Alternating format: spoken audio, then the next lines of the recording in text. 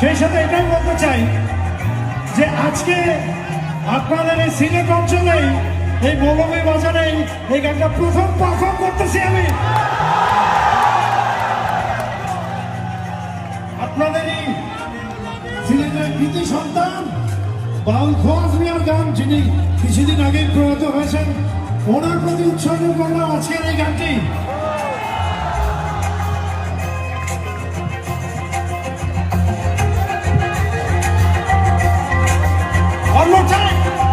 লাগাইয়া পিরিতের ডুরি,